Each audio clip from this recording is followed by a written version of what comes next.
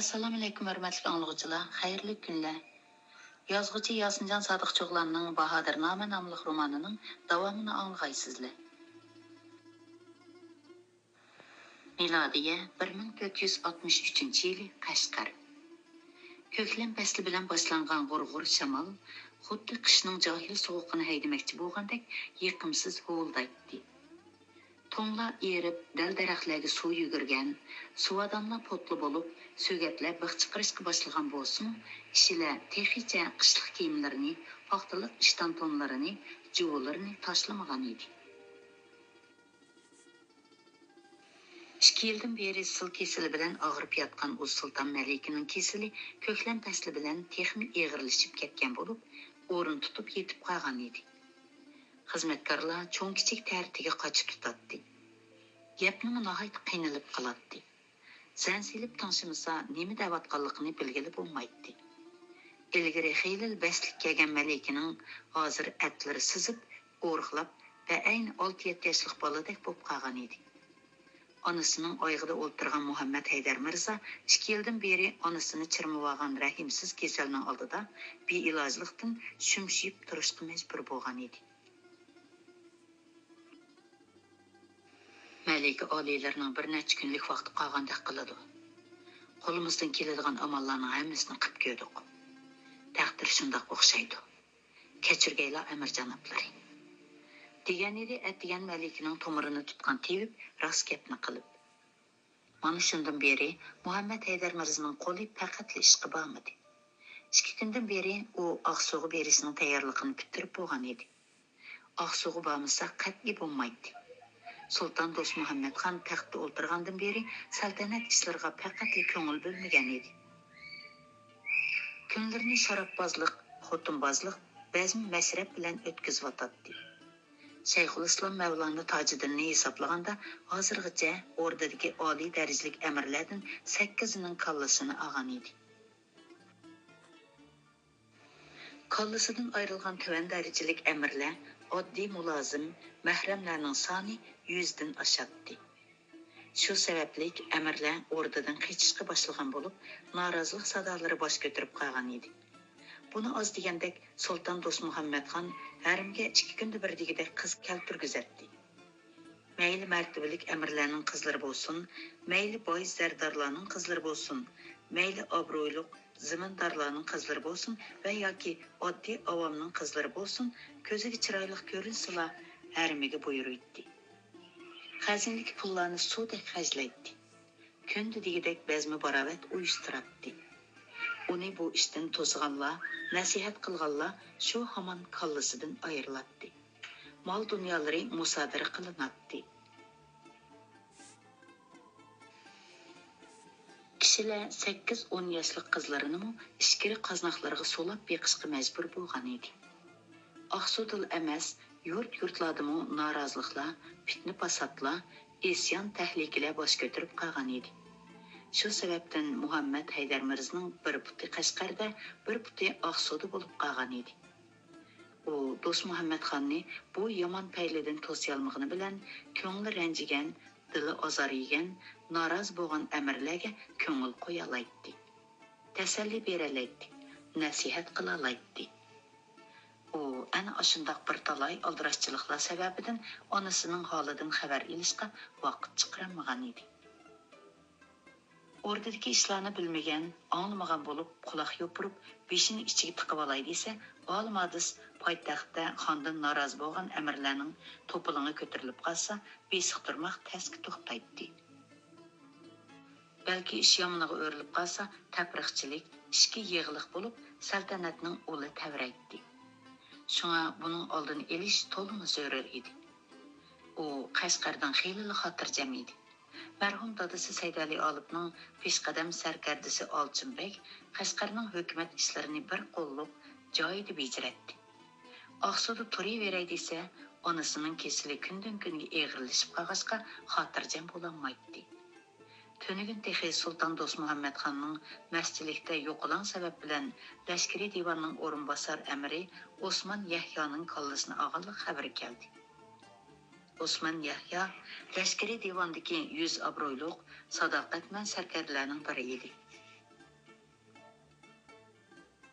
Ләшкәри диванның әмір кәбірлекіні қошымчы үстіге алған Мұхаммед Хайдар Мырза ашы орынбасар әмірге бәкмі ішін әтті. Дос Мұхаммед ханның сәлтәнәтнің бейхатарлыкini шуныңғы тапшырған еді. Осман Яхяның өлімі білән Ләшкәри дивандагы башқа сәркәрләрнең көңледә тәврinish болышы еніқ еді. Бу әхвал бәкмі хатарлык еді.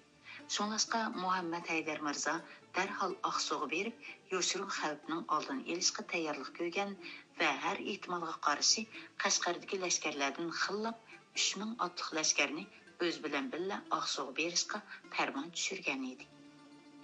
Terishqandek onasi Uz Sulton Malikining kesili bugun boshqacha o'zgarib qoldi. Tiyibning bir necha kunlik vaqt qolganda qiladi deganini bugun ertalik qopdi deb tushungan Muhammad Haydar Mirza Oqsuv safaridan ishkilanib qolgan edi. O o'zini tikandek yolg'iz sezatdi. Aksi Saniz Mirza bilan bu bir yildan beri munosabati asosan uzilgan edi. Odatda har yili ro'ziyat, qurboniyatda didorlashib, birga yet namozi o'qishib, dadasining tuproq beshig'i birga tavobga chiqishib, birga ta'tilishib, qarindoshlik mehrini yetkazishib turadigan Akufklar bu bir yildan beri faqatli ko'rishmadi. Saniz Mirza Qashqarga faqatli oyoq bosmadi. Uz Sulton Malikining kesilining yomonlashib qolganligidan xabar tepib, onasi Bibi Oyat xonim bilan tevib avatib ko'ngil so'radi. Ammo Muhammad Haydar Mirzaga ishkilik xat chog'liq narsa avatmadi. Muhammad Haydar Mirzaning avatgan maktublari javobsiz qoldi. Muhammad Haydar Mirza Yorkentga berishga bir qancha qitim taraddudlangan bo'lsa-mu, Oqsuvdan kelgan ko'ngilsiz xabarlar etining beshini Yorkentga emas, Oqsuvga burashga majburladi. Og'amning niyati boshqacha. U xon oliylardan norozi. Norozi emas, bezor. Uning bu niyatini boshqa amirlar bilib qolgan bo'lsa, saltanatga yetadigan xavf texmi yiqilishidi. Fursat tepib bir mongdish baqsam bo'ladi. Har qancha ranjisakmi, bizda nima chora? Sultan Do'st Muhammad xon nimali bo'lmasin, buyuk saltanatning qonunliq posiboni. Bizning faqat uning farmonbardorlik qilish majburiyatimiz bor. Xudo diliga insof solsa hamon bir kun tuzilib ketadi. Qilmish atmishlarga pushaymon qiladi, tavba qiladi, kechirim so'raydi.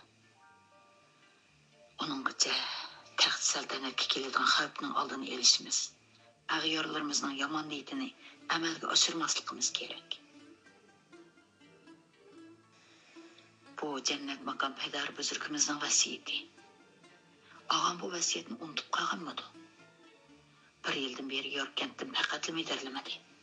Hatto Oqsuv berib xon oliylarga ko'rinish qilmadi. Xon oliylari bazmi barovatlar bilan bu ishlar bilan kor bo'lmayotdi. Agar saltanat ishlariga ozroqli ko'ngil bo'lgan bo'lsa-di, og'amning bu ishni surishti qilgan, o'rdiga yil bo'yi salomga kelmagan gunohi uchun g'azab qilgan bo'lar edi. Og'am xondan ranjigan taqdirdimi? Saltanat yo'sinlarini to'liq ado qilish kerakda. Yo'ldan chiqmang, xondan qo'rqmang deydigan gap bor emasmi? Ey Parvardigor, buyuk saltanat mushunda xaroblashib ketarmi? Og'a enishkimizning niyat muddalarimiz bir yerdan chiqqan bo'lsa, bunchim bo'lib ketmaydi. Men mehrib qoldim. Validay mehribonning holidan xabar olishga vaqt chiqarmadim. Uning 9 oy, 9 kun qo'saq ko'tarib, ochiq to'lg'oq azobi tatib tuqquniga javob qaytarolmadim. Bu gunohimni yaratgan egasi o'zi kechirib etar. Uz Sulton Malikining ojiz engrishi Muhammad Haydar Mirzaning xiyollarini bo'lib etdi. U das o'rnidan turib, onasining bosh tarafiga keldi. Yengishib qo'liqini onasining og'ziga yaqin akeldi. Ko'ngillari nima tatidi ona? Uz Sulton Malika ko'zlarini tasdi ochdi. Qo'rilib, tatirib ketgan lavlarini mitirlatdi.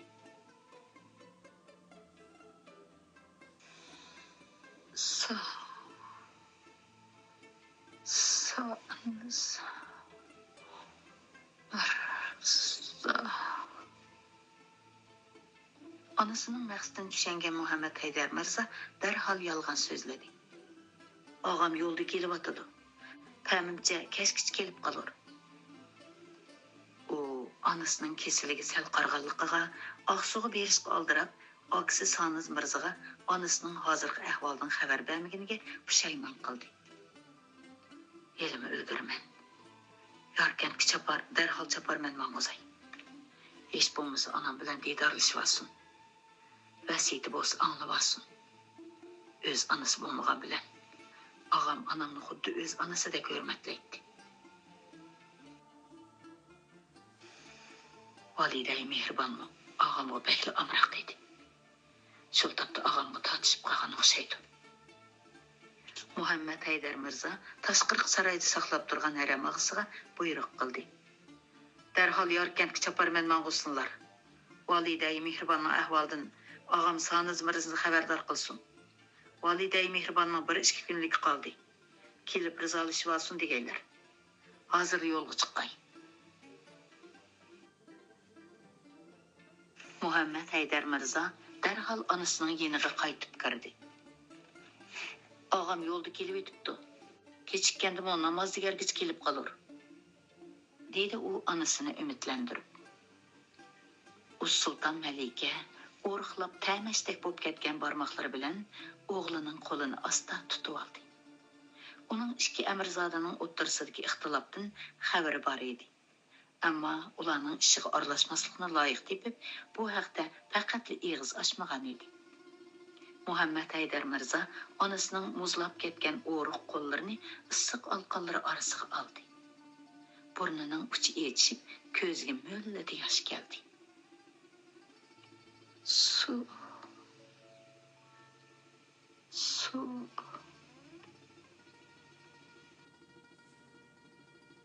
Malikaning beshida qarab turgan xizmatkor ayol chachirab berib, chini chaynakka demedi o'qilgan buloq suyini oltin piyolaga qo'yib, Malikaning og'ziga asta temitdi. Bir necha yutum suv ichgan Malikaning ittiklagan tiniqi ritmiga tushdi. Günsiz ko'zlarini Muhammed Heydər Mirzaga mehri bilan tikdi. Shu daqiqada mo'jiz yuz bergandek birdamda tetiklashib qolgan edi.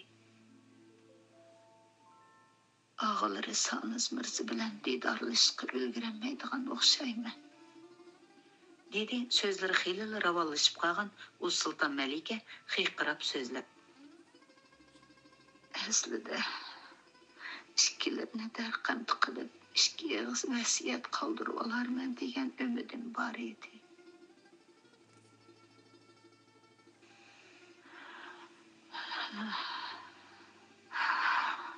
Əmdi silib olsunmu qulaq salsıla.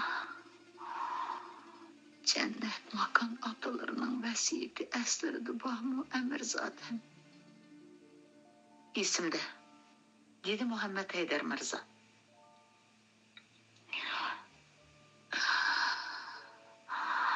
Herkes unutup kalmışsıla. Ağları bilen zinhar arazlaşıp kalmışsıla. Sile Sultan İstanbul'gan alilerine köy oğul bulup, köreganlık mertebesine nail boğan gündün başlap, Han cemaatinin adını bulup ketken Qashqar viloyati aslida ağalarga tava bo'lishi kerak edi.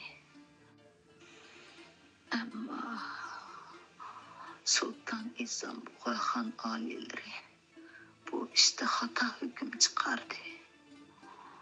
Biz aciz bo'lg'ashqa Han hükmüge bir nima deyemedik. Elime hem o'ldirdilar. Ko'zimni yumib qalsam, yerligim atalarning yerligi bilan birga bo'lsin. Oxiratligimni uzib bo'lgandan keyin Qashqarni og'ilariga berib, Sili Aqsuga Sultan Do'st Muhammed Han alilerini qishga ketsinlar. Mayli qandoq ish yuz bersin. Ağalarının ko'nglini ranjitmasinlar.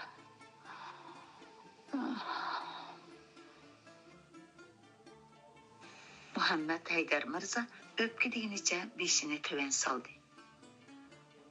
Vədi bərsizlər Əmirzadəm, dedi o Sultan Məlikə oğlunun gəp qılmay turğunudan nəsihətimə naraz bolğan oxşaydı deb oylab. Xatırcam bosla ana, dedi Muhammed Haydar Mirza dərhal vədi verib. Hər qandaq iş yüz bəsimi ağam bilən hərgiz arazlaşmayman. Sılının degənlər də qılımın. Əgər onda qılmaydı ki Allah, ataları bilen men görümüzde öğrü oldurmuz.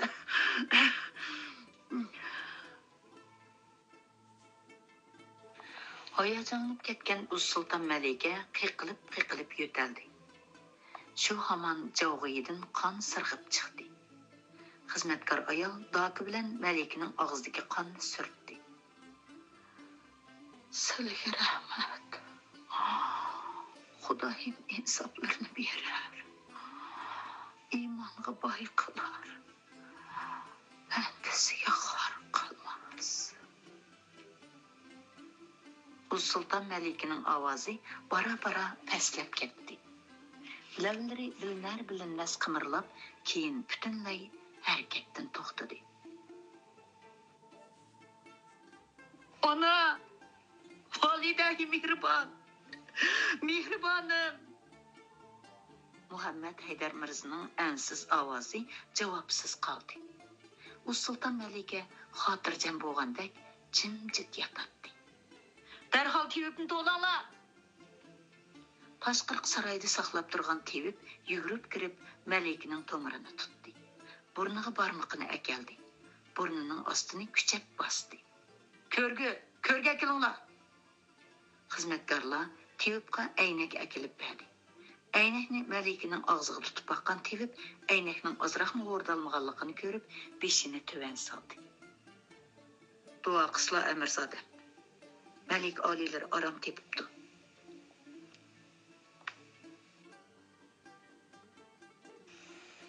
Muhammed Haydar Mirza tevipnin ağzığı bir bəs qarab turgandan keyin hökürəp yığılığınca özünü anasının üstüge taşladı. Məlum boğay, Yorkent Əmirsanız Mirza canapları geldi.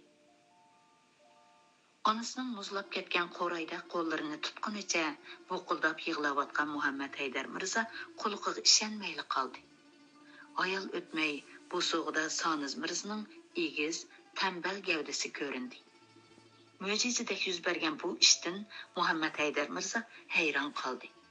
Aslida Yunusxondan javob xat olgan Saniz Mirza qish fasli oxirlashi bilan bir mezgil puxta tayyorlik qilgandan keyin Qashqarga qarab tarafball yo'lga chiqqan edi. O Uz Sultan Melike'nin ölümüge ülgürüp gelişini xiyalığıma keltirmegen idi. Muhammed Haydar Mirza dəs ornadan durup aksının boynuğa esildi de qaytadan hazicip yığlaşqa başladı. Bir neçə qadam ildam rahmansılanim bulat tecinim ağa. Anam yollarığı telmirip armanda ketip kaldı. Cenim ana. Gözlerini açsılıcı, yoluğu telmirgen, camalığı telpingen oğulları geldi. Səvr qısla benim. Saniz Mirza enisiga təsəlli beriyotqani bilan ichi-ichidan qapsab kelgan yig'isini to'xtatolmadi. Akukla quchoqlashqunicha bir pas ozi ichishib yig'lashdi. Shu asnoda qaynonasining o'limi xabarini olgan Malika Davlat Nigar xonim qatorliq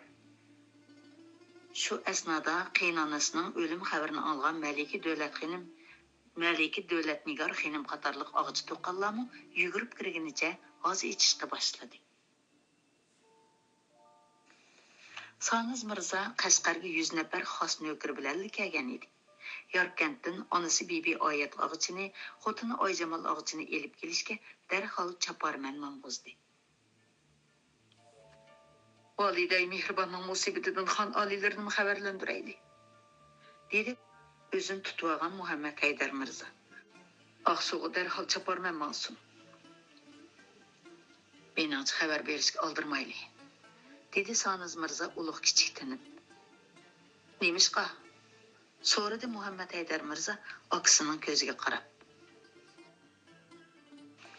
O'z otasining musibatiga parvosiz qaragan odam Ammo cho'ng onasining musibatiga parvo qilurmi qadarlik enim. Ma'qul. Uni Qashqarga validay mehribonimizning o'lim patisi uchun keldimi deyli.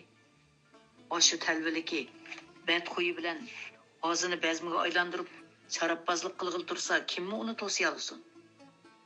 Bizmi musibatni qayirib qo'yib, ol bola Xorxonning ko'nglini ichish uchun paloqlasak bo'lar aqcham. Eng yaxshisi o'zimizga ortiq bosh og'riq topmayli desak, xabar bermaganimiz tuzuk.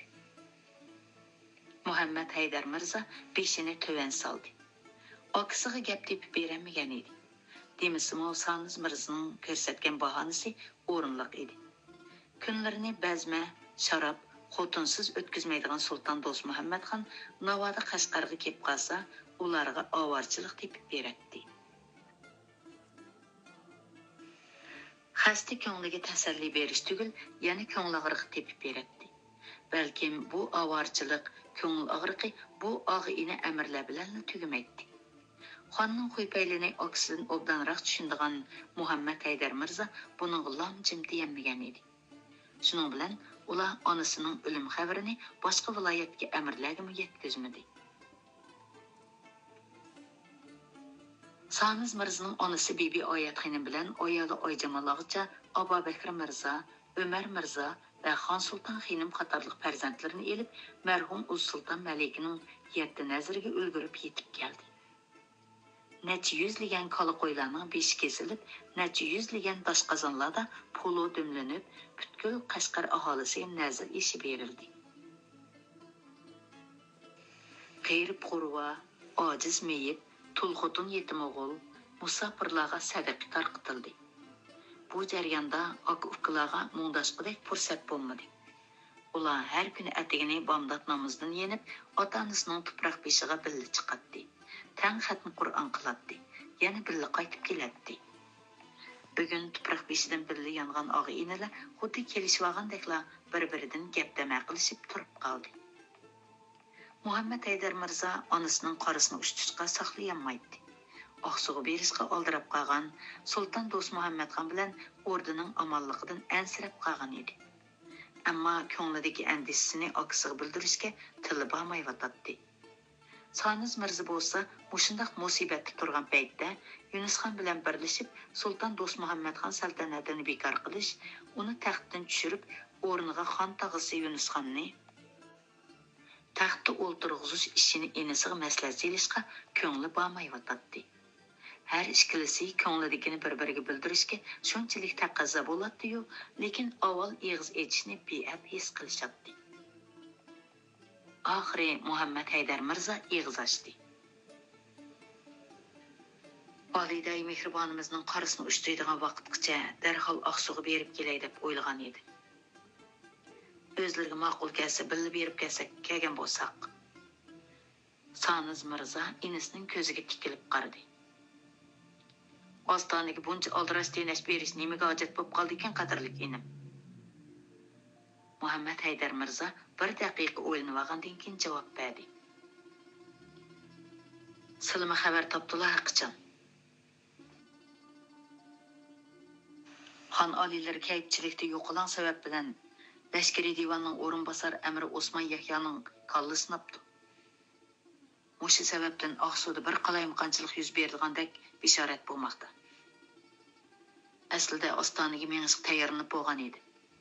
Kutmaganda validay mehribon vafot bo'ldi. Shuning bilan bu safarni keyinga surishga majbur bo'ldi. Xon oliylari hech nimadan g'ami yo'q, parvosiz yurmoqda. Biror kelishmaslik yuz bersa, oldin ololg'uchiligi, taqobil turolg'uchiligi yo'q. O'rdadagi amirlarning hammasi oliylardan norozi. Tashalmayli turdi. Biri boshlamchilik qilsa, hammasi agishishdan yonmaydi. Shunlashqa yuz berish ehtimoli bo'lgan balo qazonning oldini olish uchun ostonaga tezroq bormasam bo'lmaydi. Saniz Mirza enasining texchili sadoqatmanlik bilan iqtidorsiz xonning g'amini yeyotganligini bilib, qattiq umidsizlandi. U sarkarda Osmon Yahyoning o'limidan allaqachon xabar topgan, mushu sababdan o'rdada tezroq bir qalaymiqanchilik yuz berishni orzu qilgan edi. Navada o'rdada xonga qarshi isyon yuz bersa, enisi Muhammad Haydar Mirza bilan birlashish osonga to'xtaydi. Biroq Muhammad Haydar Mirza bo'lsa, sezgurlik bilan aşı to'plamning oldin elishga aldiravatdi.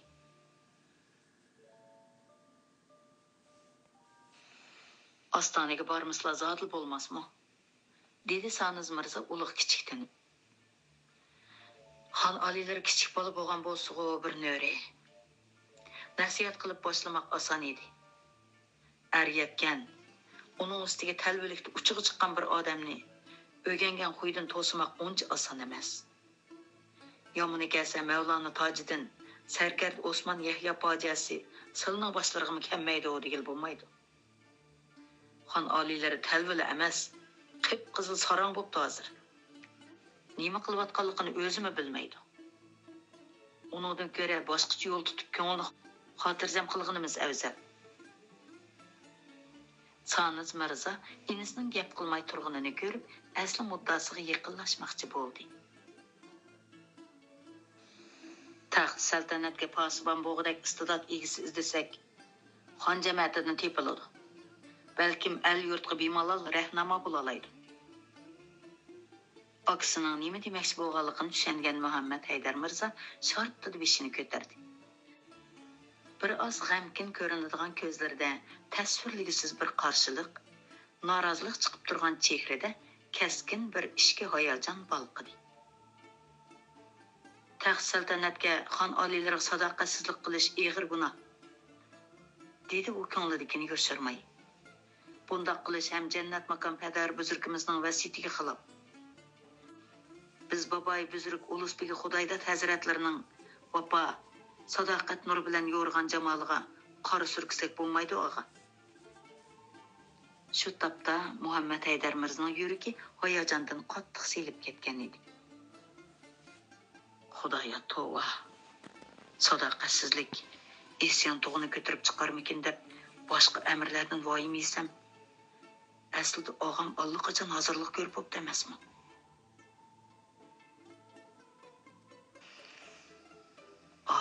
Parvardigor, bu nima degan qo'rqinchliq? Validay mehribon ko'z yumish oldida og'amning mushpaylini bilib, mendan ashundoq va'da olgan bo'g'aymidi. Boyman texi uning Qashqarini topshirib berib, oqsuv biroqli ketay debdikanman. Qashqar uning qo'liga o'ssa, isyon tug'ini oshkor ko'tarib chiqqudek. Taxt saltanatga posibon bo'g'idek iste'dod egisi izlasak, xon jamiyatidan tepiladi deydi texi. Kimni ko'zda tutayotganligini bildim. Betaqqi, cho'qim Yunusxon oliylarini ko'zda tutdi. Bu mundaqli deb qo'ygan gap emasdek qiladi. Balkim allaqachon Yunusxon bilan til biriktirib bo'lgandi. Biz nimali bo'lmasin, marhum Sulton Eson Bug'axon oliylarining tarbiyasida cho'ng bo'ldik.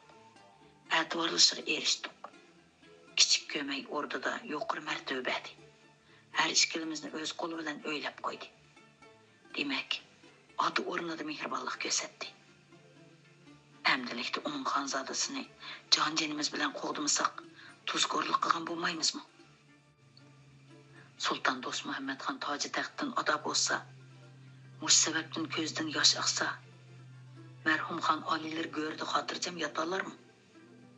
Otamchu, onamchu, ular hayot bo'lgan bo'lsa, buning hargiz yo'l qo'ymagan bo'ladi. Og'am niyatin oxiri oshkorladi. Hamda qandoq qilsam bo'lar? Qashqarni uningga bermay desam, oqsuv bo'lmasam bo'ladi. Oqsuv bo'lmasam, xon oliylar hamon bola qazoqqa yo'liqdi. O chaqda og'am bilan o'ttirimizda baribir orozlik paydo bo'ladi. Bu ota-ona vasiyatiga xilof. Ajab ikki toshning orasida qoldim qo'yamdi. Shu topda Saniz Mirzaning kallasidimi keskin ziddiyat to'qinishyotdi. Endi men hargiz qo'llamag'dak. Uning eg'iz upiratqini bekor o'xshaydi. Qashqarni qo'limga olmasam, Yunusxon oliylar bu tarafga kelishga oldirab tavakkul qilmaydi. Ammo saltanat ishlarini deb qadrlik enim bilan orozlashib qolsam texmi bo'lmaydi. o'lib ketadigan 6 kunlik jahonda qarindoshlik mehri hammadan muhim. Qandoq qilsam bo'ladi ekan? Maylila, bo'lmasa Yorkentga ketib bir mezgil fursat kutay. Amirlar xonga qarshi ko'tarilib chiqqanda uningga yana nasihat qilib ko'rarman. Men oba ajdodlarimizning yuziga qora surkmoqchi emasman, dedi Soniz Mirza salmoqliq bilan. Ko'z oldimizga vaziyatni ko'zda tutib shundoq deyotaman. Xon oliylarining haytaq bo'lib ketganligini demisammi o'zlariga 5 qo'ldek bayon. Mushu sababli o'zlariga horsanlik yetib qolmasin deyman. Haytaq degan so'z gap anglamaydigan, ish bilmaydigan bangvosh. Horsanlik degan xopiliq deb izohatda. Bu ishni o'ngshashning bir bois tepilib qolar. Bizning sababimizdan xon oliylari taxt saltanatdan ayrilib qolsa, ko'zdan yosh oqsa bo'lmaydi. Undaqda boshqa begunohlarning qini oqsa bo'ladi ekanda. Behuda, nohaq, norava o'lib ketgan o'sha amirlarning hammasi buyuk taxt saltanatni mustahkamlash uchun jinin pido qilgan to'pkar sarkarlar emasmidi inim? Ularning vaboli biznimi tutmaqlanmaydi. Men mushiningdan ansirayman. Uning ustiga Sultan Do'st Muhammad xonning saltanati hozir ba'ayni zaylab ketgan tomga o'xshab qoldi. Uni ikkimiz uldab bo'lolmaymiz. Muhammad Haydar Mirzaning og'zi yana to'vaqlandi. Bo'ldilar. Qashqarni uningga tashlab berib Aqsuga ketay. Keng qursaqliqimdan xon oliylariga saltanatga bo'lgan sadoqatimdan ta'sirlansa, bir mezgil isyon tug'ini ko'tarib chiqishdan uyular. Balki meni xon oliylarining qishida dafn bo'lsa, saltanat put atmas. Uninggacha xon oliylarining ko'ngligimi yaratgan insof berar. Buningdan boshqa chora yo'q deb qiladi. Haras, ism qursin. O'zlariga marhum validay mehribonning jon uzish oldidagi vasiyatini yetkazishni unutibdiman.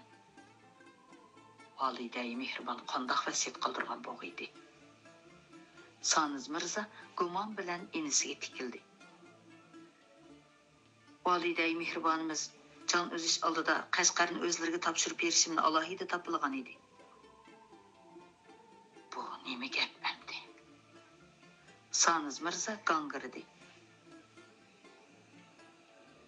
Validay mehribonimizning bu xususda vasiyat qoldirishidagi muddasini bilsam bo'larmi?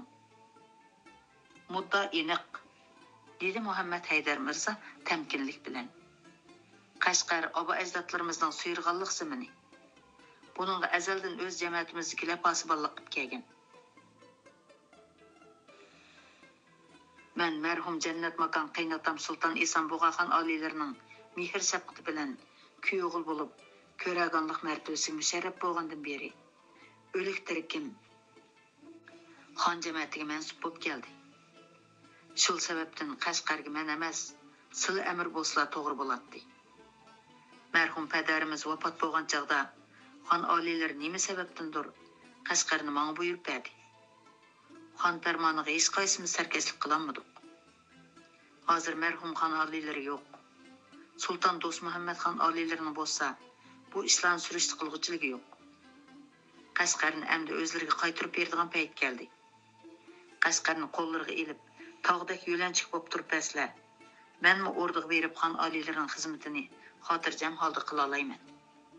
Saltanatga, xon oliylariga dushmanlik ko'zda qaraydiganlarmi isyon tug'ini oshkor ko'tarib chiqishga petinolmaydi. Validay mehribonimizning muddasi mana shu. Soniz Mirzaning irodasi tavrandi. Yuzi chimildidi. Inisining keng qursaqligiga, sadoqatmanligiga, mardligiga qoyil bo'ldi. Validay mehribonimiz mushundaq vasiyat qilgan bo'lsin yoki bo'lmasin, oxirgi hisobda sizlar utdilar inim. Sizlar ul Talbixonning qishida tursizlar. Men qandoqmi saltanatga qarshi chiqa olayman? Barakalloh. Haqiqatan aqlliq, tadbirli ekanlar. Çare tedbir oylaştı. Atamdan qilishmaydi ekanlar. Qashqarning manga keragi yo'q. Sizlar Aqsuga, O'rdaga bormisizlar? Dedi Saniz Mirza yelingan holda. Bir qarorga kelib bo'ldim. Bormisam bo'lmaydi. Dedi Muhammad Haydar Mirza qat'iylik bilan. Xon oliylari menga muhtoj. Berib majburiyatimni ado qilishim kerak. Navoda biror kelishmaslik yuz berib qolsa, himmatlarini oymag'ayla. Mendek aqlsiz inalarning og'am bor deb ko'nglim to'q. Muhammad Haydar Mirzaning ko'ziga mo'lda yosh keldi. Shu topda u Qashqarni berish badaliga aksini Sulton Do'st Muhammadxonga qarshi chiqmaslikka va'da berishga qistavatdi. Ilojisiz qolgan Saniz Mirza zuvon surishga majbur bo'ldi. Xotirjam bo'slar inim. Silini o'tqa ishtirdigan ishni hargiz qilmayman. Tasarrufimizda saltanatga, xon oliylariga dushmanlik ko'zda qaraydigan amirlar ko'payib qoldi. Ularning tapriqchiligidan ogoh bo'lg'aylar. Muhammad Haydar Mirza aksini boshqa amirlar bilan til biriktirmaslikka ogohlantirib. Saniz Mirza inisining maqsadini butunlay tushungan edi. Albatta ogoh bo'laman. Muddaimga qarshi harakat qilishga hargiz yo'l qo'ymayman. Silma ogoh bo'lslar inim. Xon sultonlar degan yo'lvosga o'xshaydi. Yo'lvos degan qorni ochganda o'z bolasini yevitishdan yanmaydi. Hozircha sizlarga yo'l qo'yib turay. Qachonki Sulton Do'st Muhammadxon kutgan umidlarini oqlayolmasa, uningdan umidsizlanib, roylar yenib qolsa, o'zlarini sadoqat og'amchisiga ziyoda bog'lab olmay, kamina og'alarining boyiq ikki kalima nasihatini o'ylashib ko'raylar. Xon oliylarini saqlab qolamiz deb buyuk saltanatni vayronchilik uchratsak, oba ajdodlarimizning oldida o'xshashli qora yuz bo'lamiz. Saltanatning ro'naq tepishi, el yurtning ovotligi, avomning osoyishligi, istidodli posibonga bog'liq. Sulton Do'st Muhammadxon bo'lsa, toj taxtsizmi bazm barobat qilib, sharob ichib ko'ngilni xush qilib yuralaydi. Buningga men kepim. Muddalarni tushundim. Qalamlarni esimda mahkam saqlayman. Og'i ini amirzodlarning bu suhbatini oddiylik ko'ngil tushuntirish degandan ko'ra, shaklsiz berasmiy sulhi tuzish degan tuzuk edi. Ular o'z muddalarini qog'ozga yezib qo'l qo'yishmagan bilan qalbining cho'nqur yeriga yezib ilishgan edi. Aksini niyatidan yondirgandan boshqa va'da elib ilishga muvaffaq bo'lgan Muhammad Haydar Mirza xotirjam bo'lib, xeyli yengillab qoldi. U aksining bergan va'dasiga vafo qilganligiga, oldirab Sulton Do'st Muhammadxonga qarshi chiqmaydiganligiga ishongan edi. Shunga xotin bolalarni elib Aqsuga mengishga oldirdi. Bir ishni samlarga solsam ko'ngillarga kelmas, dedi Muhammad Haydar Mirza aksiga qarab. Qani xo'sh, dedi Saniz Mirza. Sarkard Osman Yahyo o'ldirilgandan keyin Lashkari divondagi sarkardlarning niyat iqboli menga qarang'u. Shunga Aqsuga Qashqardagi lashkarlardan 3000 ni elib boray degan edim. Obdan o'ylabdilar. Ashundoq qilmay bo'lmaydi, dedi Saniz Mirza roziligini bildirib. Sizlarni mushundaqli yo'lga qo'yib qo'ysam, men xotirjam bo'lolmayman. Aqsuga borgandan keyin ehtiyotjonlik bilan ish ko'raman. İmkan bor lashkari divondagi sarkardlarning ko'nglini xotirjam qilishga tirishsinlar. Ozroqli gumonlarni qo'zg'agan sarkardlarni darhol martabasidan xalos qilsinlar. Sulton Do'st Muhammadxondanmi ko'p ehtiyot qilg'aylar.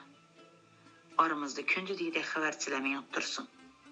Lozimim bo'lganda har qachon yonlarida hozir bo'laman. Ko'p rahmat og'a. Meni tushunganlardan to'liq xursandman. Orada ishlardan silni vaqti-vaqtida vaqiflantirib turaman.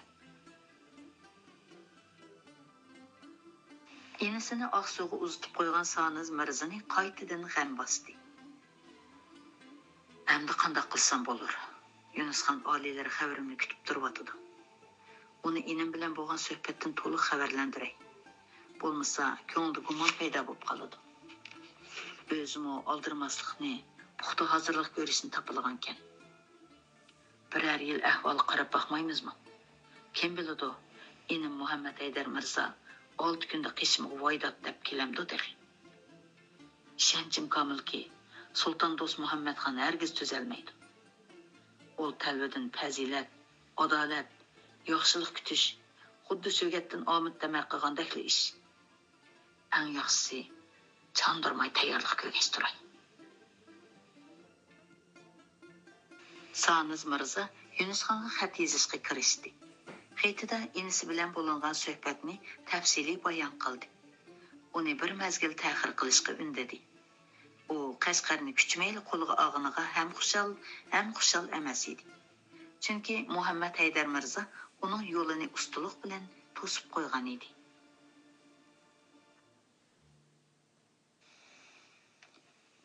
Atyoz va yozda yuz bergan qurg'oqchilik ofatining aksicha kuz fasliga yaqin Oqsuda kalkun ofati bo'lgan edi. Bir haftadan beri Oqsu daryosining asosli qo'l iqini bo'lgan Qumeriq daryosi bilan To'sqan daryosining suvi xuddi baslashgandakla ulg'ayib, birdanla ofat paydo qildi. Qumeriq daryosi Onsu bayligining Tumshuq, Aral, Sheyxla qishloqlarini, To'sqan daryosi bo'lsa Uch bayligining O'tbeshi, Yamansu, İmamlarım Aqyar qishliqini suvga cho'ktiribdi. Uch degini hozirgi 3 turpan deb izohatdi. O'rilgan uylarning, kalkun iqtib ketgan odam, mol chorvalarning, zar-ziroat, dal-daraxtlarning haddi hisobi yo'q edi. Ofat ma'lum qilib o'rdaga kelgan ma'lumotchilarning oyig'i uzilmaydi.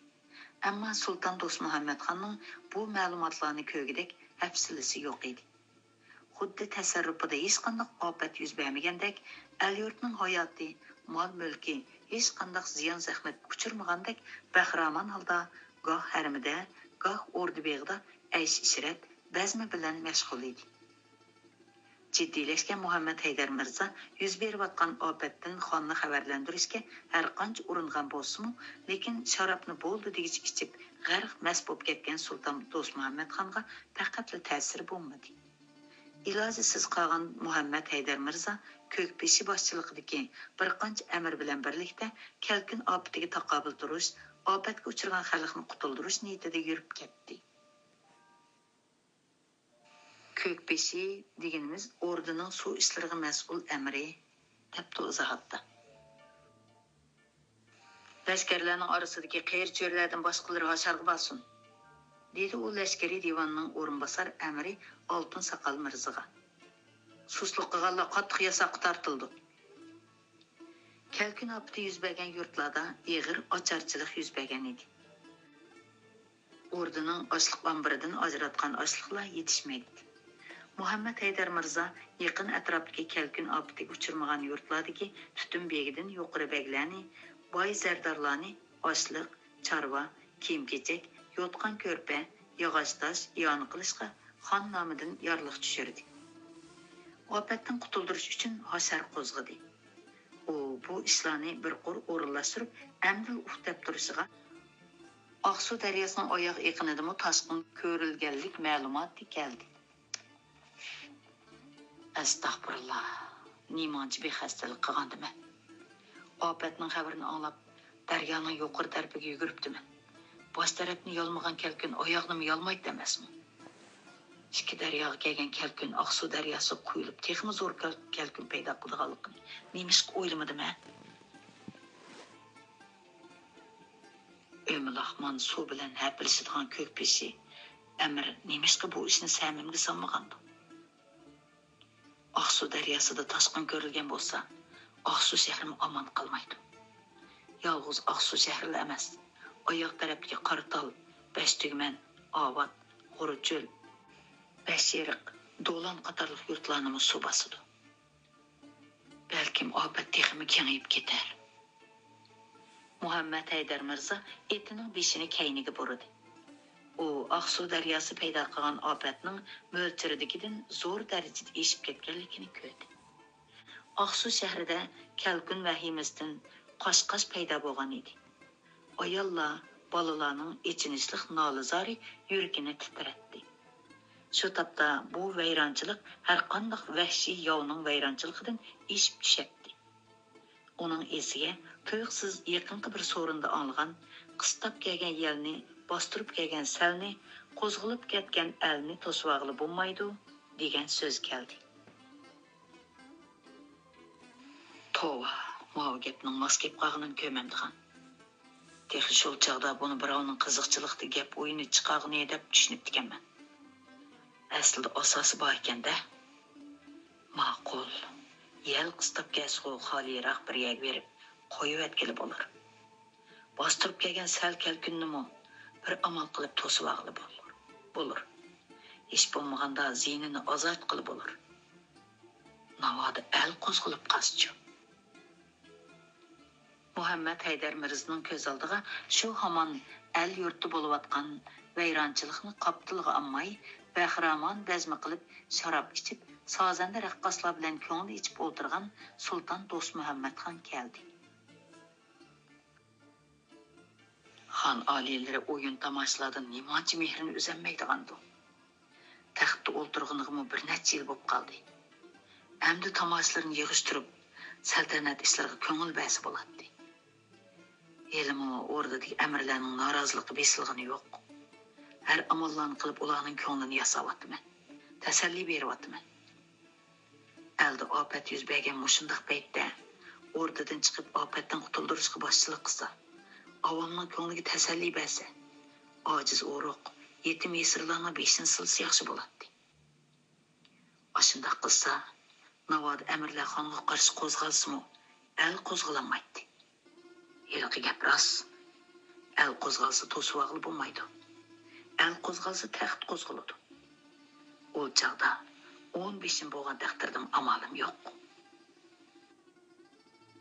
U oyoq yaqindagi yurtlarni ofatdan qutuldirishga, haydakchilik qilishga, xalqqa oziq-to'lik yetkazib, ko'nglini xotirjam qilishga bir qancha amirlarni mang'uzgandan keyin Sultan Do'st Muhammadxonga ofat ahvolini ma'lum qilish, bir amallarni qilib uni ofat yuz bergan yurtlarga billa ep berish uchun o'rdaga qarab mangdi. Bugun Sultan Do'st Muhammadxon bazmi so'rinini o'rda beg'idagi Huzuri Shatliq nomli yozliq so'rinxonasiga rastlatqizgan edi. Cho'risi naqshlik vodaklar bilan to'silgan, ustiga talbaranglar soy tashlab turgan, yerdan bir gaz egizlikda ko'tarilib yasalgan so'rinxona ham cho'ng ham hashamatli edi. Sultan Do'st Muhammadxon atgandan beri soz anglab, usul ko'rib zerikkan bo'lsa kerak, so'rinning o'ttirsiq selingan dasturxonni yig'dirib etib, Abdal o'yiniga tushgan edi. Abdal o'yini Sultan Do'st Muhammadxonning yaqindan beri ish pushig'ini chiqarish uchun topgan yangi o'yini edi. Buningda so'rindagilarning hammasi qalandar, tilamchilardek yasnatda do'lisiga xurjun selib, qo'llariga sapoyi ilib, ovozni mo'ngluq chiqarib, bir tarafdan hukmat o'qib, bir tarafdan nolizor bilan yelinib, yolvorib tilamchilik qiladi. Bu o'yinga Sultan Do'st Muhammadxon bakmi heris bo'lib ketgan edi. O'yinda Abdallikni o'zi boshlab beradi. So'rindagilarga talabni qattiq qo'yadi. Tilamchilik qilganlarga oldirab bir narsa bermaslikni, ularni qattiq yolvorib, har xil talab shartlarni qo'yib, zonliq qilishni chekilaydi. Bu o'yinga uning xos mahramlari emas, o'rdadagi cho'ng-kichik amirlarning hammasi tegdek ko'nib ketgan edi. Tilamchilikni ajoyib voyaga yetkazib to'raydi. Muhammad Haydar Mirza yetib kelganda, beshiga ko'la, uchisiga janda kiyib, jandisini qur bilan bog'lab, kashkol qapoqlarni esib, ba'ayni yurt gezar soillarga o'xshab qolgan Sultan Do'st Muhammadxon so'rindagilarni kuldirib, ha deb tilamchilik qilib atadi. Ikki qo'lini duoga ko'tarib, zorlab atadi. Ey azizlar, seyxiylar, g'ayrib g'urva, ojiz miskinlarning boshpanohi, mendek peqir bechoriga olqonlaringlarni kang ichib sadaqa niyoz qilg'aysizlar. Tov gunohni yer, sodiqa baloni. Sultan Do'st Muhammadxonning ovozi yig'lamsirab chiqadi. Bir qo'liga hastayni olgan bo'lib, to'kirni do'rab mang'atdi. Qo'lidagi sapoyini jaldaqshitib chelib, sorunda çaza qurup o'ltirgan amirlarning oldiga kelib, bechorlarcha egilatdi. "Mang, nerkat Abdal, sana berdigan sadiqani boshqalarga berib bo'ldim." dedi çaza qurup o'ltirgan orda ishik og'isi qo'l so'zib kelgan xonga qapqini turib. "Sehi jannati, bexil do'zaxi", dedi do'st Muhammadxon tilamchilikni texmi avjiga chiqarib. "Bexillik qilmislar begim, og'zimga qoqchoqliq bir narsa solmag'ili 3 kun bo'ldi. Payg'ambar Rasulullohning haqqi hurmati uchun bo'lsimi, saxovat qilg'aylar. Pekirga bergan sadiqlarning savobidan oxiratliklari uchun 8 jannatdan joy rastlang'ay." "Isming nima?" so'radi ishik og'isining yanida o'ltirgan Mirza Devanning amri Abdalni gapga solmoqchi bo'lib. Do'st Muhammadxon yavaşlik bilan javob berdi. "Ismim Shamsiddin Abdal begim." "Sen Abdalning begimi?" "Yo'qsu. Emas hozirla ismingni Shamsiddin Abdal begim deding-ku." "O'zimni Abdal begim demidim begim, menga ichilari og'risin." Sorundagi amir mahramlar o'yinni qizitish uchun Sultan Do'st Muhammadxonga tushma-tushdan savol yog'dirishga boshladi. Sultan Do'st Muhammadxonning javobidan amir mahramlar teliqib kuladi. Kulib turib savol so'rashadi. Savolni to'xtatib olsa, Do'st Muhammadxon cho'qim terkib qoladi. Balkim ularni o'yinni chinga chiqarmadan deb jazolashi, hatto o'limga buyurishi mumkin edi. Şun ular yangidan yangi bema'ni savollarni o'ylab topadi. Savollar qanchalik bema'ni, qanchalik hajviy bo'lsa, Do'st Muhammadxon shunchalik xushal bo'ladi. Shunga amirlar savolni to'xtatishga jur'at qilolmaydi. Qiziqchilik qildim deb o'ylamay savol so'rab qolgan mahramni shu hamon titrak bosdi. Abdal o'yinining qoidasida Abdal bo'g'ichini qanchalik sonli qilsa bo'laveradi, lekin tilgan narsasini cho'qim berishi shart edi. Bo'libmi Sultan Do'st Muhammadxon Abdal bo'lganda texmi shundoq edi. Shunga boyamqi mahram qiziqchilik qilaman, xonning ko'ngli ochman deb o'z og'zidan balo qilganligini darhol his qilgan edi. Do'st Muhammadxon texmi bechorlik bilan egilganicha ilq mahramdan so'ragan sadiqasini berishga qistavatadi. O'yinning chinga chiqqanligini ko'rgan amir mahramlar qoqoqlab kulishga boshladi. Bundaq falokat ko'pinchisining beshiga bir qur kelgan, hammasi xonga tilgan narsasini berib qutulgan edi. Bir chat qarab turgan Muhammad Haydar Mirza o'yinga beshchilab kirib ketgan xonning kayfiyatini buzib etishga petinamay, o'yinning oxirlashishini sabrjonlik bilan kutib o'tadi. Chunki bundaq vaqtda kimki gap qistirib o'yinni buzsa, shu baloga qoladi. Yilqi mahramning chiroyi birda tatirib, birda sarg'ayib ketdi. Cheksidan bujildab chiqqan ter mang'izni bo'ylab eqib, chiroyli yostib olgan qop-qora nuqta soqollar orasiga kirib ketdi. U o'zini kulkiga zo'rlaydi-yu, kulolmaydi. Shu daqiqada u xon so'ragan sadiqini bermay qutulolmaydiganligini his qilib yetgan edi. "Undaq demislar begim", dedi Sultan Do'st Muhammadxon mahramning ko'ziga texmi bak kirishib. "Sizlardan xo'sh bo'p qolay. Xudo rozi, banda rozi, Muhammad Mustafa rozi debdikan. Xudo yo'lida bir sexiylik qilsalar, mendek ojizning hojatini ravo qilsalar, menga birni bersa Xudoyim sizlarga 10 ni bera. Menga sizlarningki lozim begim", dedi Sultan Do'st Muhammadxon yolg'ondan yig'lamsirab. "Ol xosiyatlik narsalarni boshqalarga berib atganliklariga hargiz ishonmayman." Mahram chiliq-chiliq tarlab ketdi. Mahramning vujudini tashvish, vahima bosdi. Mahram bu mudhish tanqislikdan qutulish uchun atrofiga alanglab qaradi. Mahramning yurakini minglab hari chiqishga boshladi. Mahramning geli qurib ketdi. Mahram kulolmadi, kekashladi. "Ishongin, rostilla yo'q." Mahramning ko'z oldi qorong'ulashdi. Kallasiga javob bergidek fikr kelmadi. Yordam talab qilib, atrofidagi hamrohlarga iltijoliq ko'zlarini tikdi. Hamrohlari salo qilolmaydi. Hamrohlari salo qilsa, Sultan Do'st Muhammadxon o'yinning tartibini buzdi deb g'azab qiladi, kallasini oladi. Shunga hech kimda bu saloga aralashqidek jur'at yo'q edi. Hamrohlari mahramning beshiga soy tashlab turgan bola qazo bilan kor bo'lmay, Sultan Do'st Muhammadxonga bo'lishga, mahramga nasihat qilishga kirishdi. "Hojatmanning hojatini ravo qilish savob, Abdalni noumid qo'ymizlar. Tilgan narsani beribsizlar. Pixsiqlik qilmizlar. Onasini yo'q desizlar yomon bo'ladi. Tayinliq yo'q bo'lib ketadi. Gunoh bo'ladi. Ümidi üzülgen Məhrəm xanının aldıda moqqidi yükündü. Közüge yaş ağınıcı yalvardı. An həzirtimdən günahimlə tiləyimən. Şəfqat qılıb başqa nəsə sorğan bolsula. Sultan Dost Muhammed xan oyunun içine kirib ketken idi. Onunca bu oyun bəkmi pəyzi davamlaşıvatatdı. Şu dəqiqədə Məhrəm oyunun qaydasını emas, Sultan Dost Muhammed xanның xuşal keyfini buzğan idi. Qattiq g'azabga kelgan Sultan Dost Muhammed xanning ko'ziga qon to'ldi. O'shuni yig' abga. Bu yerda on hazratim yo'q. Oldingdagi Shamsiddin Abdal. Hojatman tilamchi.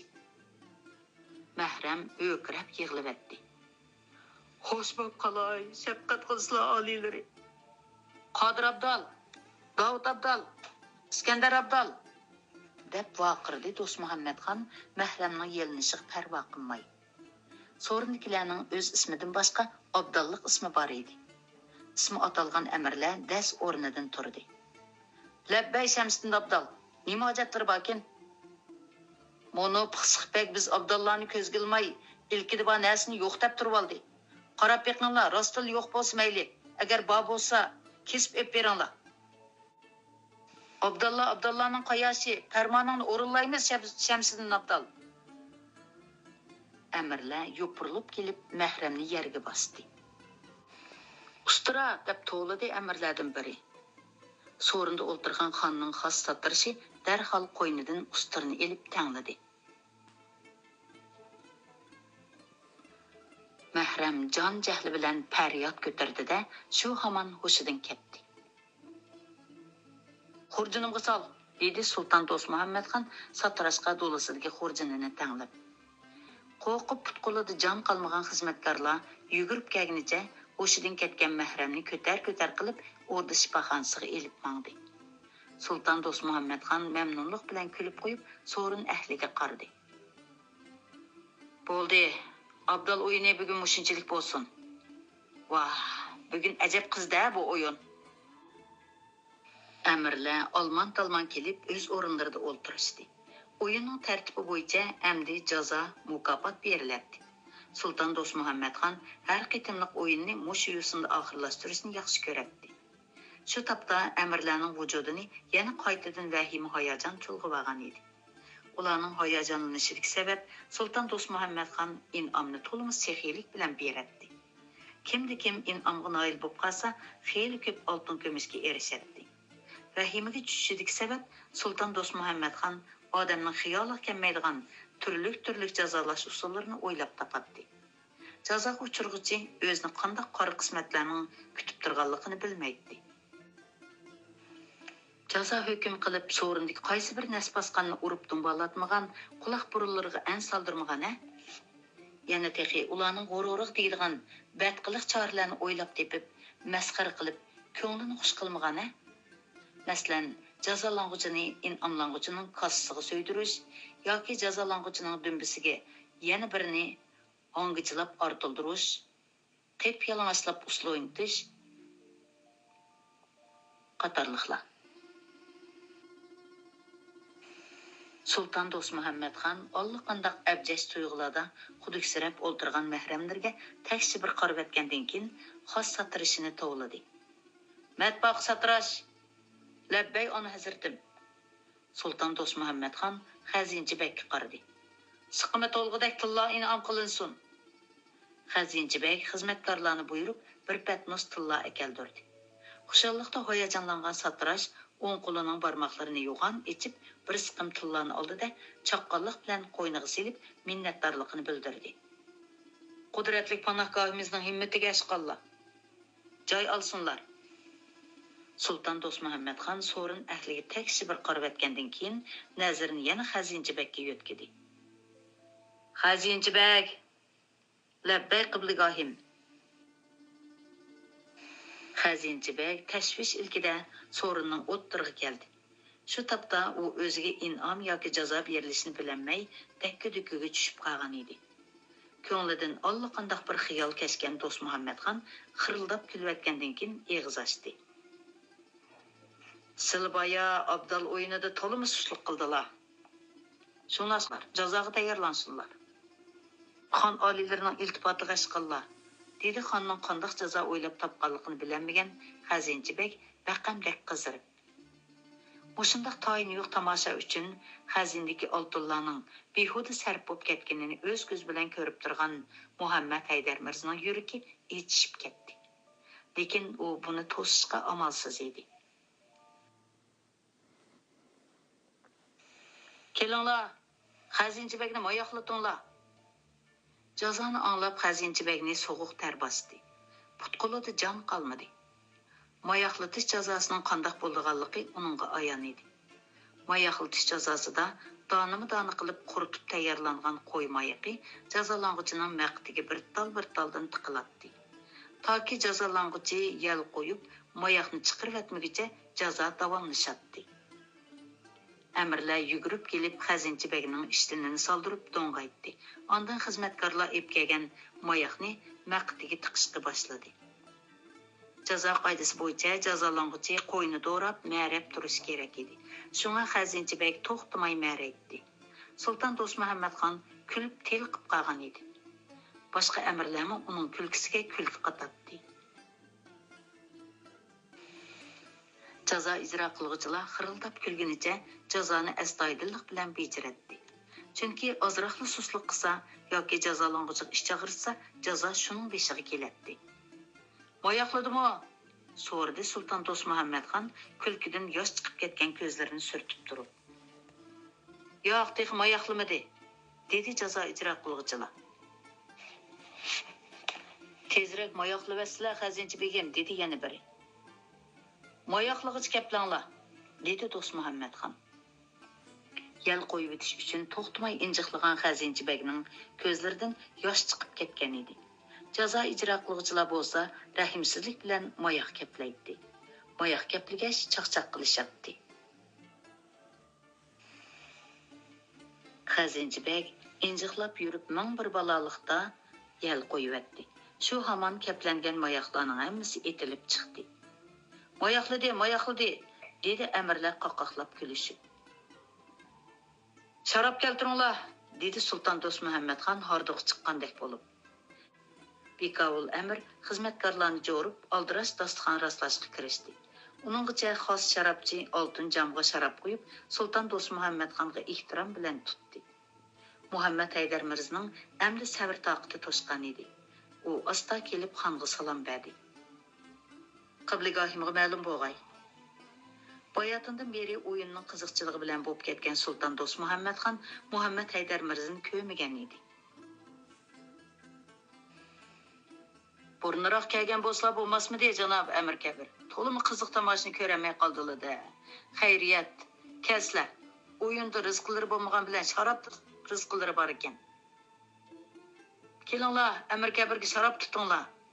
Do'st Muhammadxon bir chetda qarab turgan o'rda sozandalariga vaqirdi. Nemaga qarab tursizlar? Boshlanglar nag'mani. Sozlarning tangshab taxt bo'lib turgan sozandalar darhol nag'ma qilishga kirishdi. Amdi Muhammad Haydar Mirzaga gap qilishga fursat qolmagan edi. Sozandalarni to'xtatib, xonga ma'lumot yo'llashga jur'at qilolmadi. Xon bir sharob ichishga boshlasa, tang kechigacha to'xtamaydiganligi uningga ayon edi. Bu yerda turaversa, behuda ovar bo'ladi.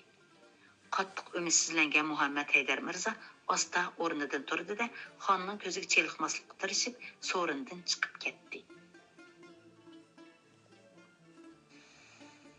Tuyuqsiz uning yodidan aksi Saniz Mirzning Sulton Do'st Muhammadxon to'g'riliq degan gapi kechdi.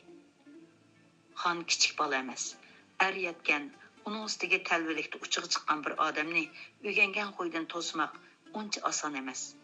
Xon oliylari talvil emas, qip-qizil sarang bo'pti. Nima qilayotganini o'zim bilmaydi. Uningdan ko'ra boshqacha yo'l tutib, ko'ngilni xotirjam qilganimiz afzal. Muhammad Haydar Mirza ulug' kichik tindi. Xon oliylari saltanatni mana shundoq so'rab o'tarmi? Bunda xonning taxtda o'tirganining nima ahamiyati? Muhammed Haydar Mirza özünün xiyalidan özü çöçüp ketdi. Ətrafqa xuduksirab qaradı. Onun vücudunu bezarlıq, ümitsizlik toyğuları çırmıvagan idi. Hörmətli anlıqçılar, bugün kitabını müşəgəcə oxub berəy, köngül qoyub anlığınızlarga rəhmət, xeyir xoş, aman bolğaysızlar.